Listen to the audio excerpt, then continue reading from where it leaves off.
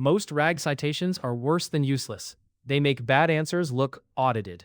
Exactly. Citation quality is not about attaching a source-shaped ornament. It is about proving the answer is supported by the retrieved evidence. So, if a system shows links, page numbers, even highlighted snippets, that can still be failure?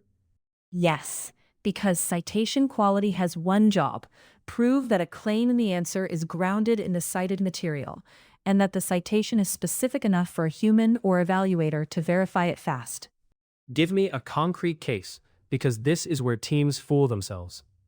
Say your bot answers, refunds are available within 30 days for annual plans. A good citation points to the policy text that states that rule. A bad citation points to the whole help center, or to a pricing page that never mentions refunds. The answer may sound plausible, but the citation proves nothing. So, the test is not, did the model cite something? The test is, did it cite the right thing, at the right level, for the actual claim? Right. And that means you need the right inputs for evaluation. At minimum, you need the user question, the system answer, the cited spans or source locations, and the underlying documents those citations refer to. Not just document IDs. Not enough. You need the text the answer is allegedly grounded in. Otherwise, you cannot check support, specificity, or contradiction. And you also need an expected evidence standard, which is different from an expected answer. That sounds important. What is an expected evidence standard? It is the rule for what would count as proof. For a factual lookup, you expect a direct statement in the source. For a summary, you may need multiple cited spans that together support the synthesis. For a calculation, you need source values plus a correct derivation. Let's make that real. Suppose I ask, does the SLA guarantee 4 nines for all customers? What evidence should I expect? You expect a cited clause that names the availability target, the customer tier, and any exclusions. If the answer says, no, only enterprise gets 4 nines, the evidence should explicitly distinguish enterprise from other plans. A vague citation to the SLA document title fails because the critical contrast is not proven. Now the uncomfortable part. How do you score pass or failure without fake precision? Use a small rubric with hard gates. First, support. Does the cited evidence directly support the claim? Second, specificity. Is the cited location narrow enough to verify quickly? Third, consistency. Does any cited evidence contradict the answer? Fourth, sufficiency.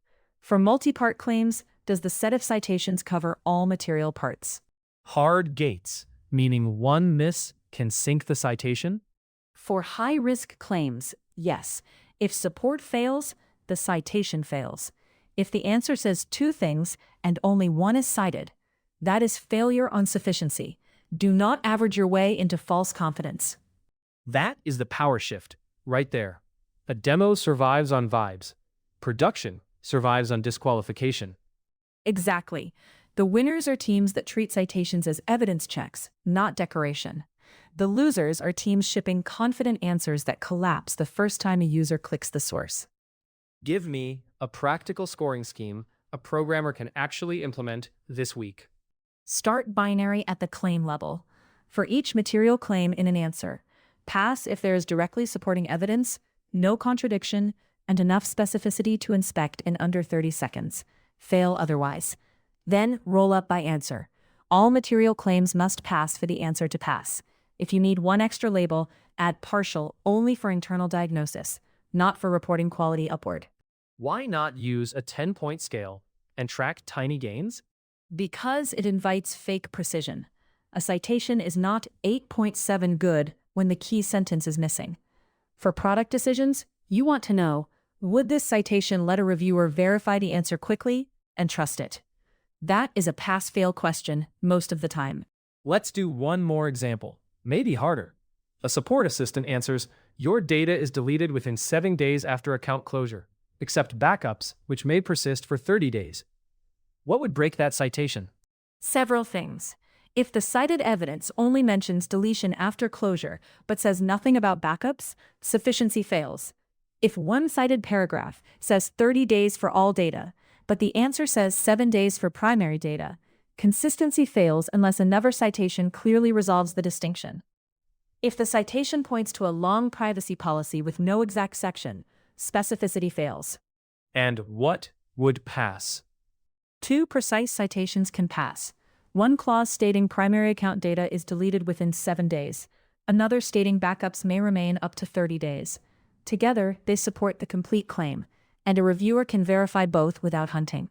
There is also a strategic consequence here. If you score citations this way, you expose problems in retrieval, chunking, and answer composition, not just in the wording. Yes, bad citation quality is often a systems bug wearing a UX mask.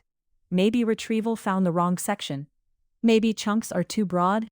Maybe the answer fused 2 policies into one sentence. Citation testing helps you locate where grounding breaks. So, the real outcome is not prettier references. It is a tighter contract between question, answer, and evidence. That is the whole point. Citation quality should prove support with the right inputs against an explicit evidence standard, scored by hard pass-fail gates. If a citation cannot survive verification, it is not a citation.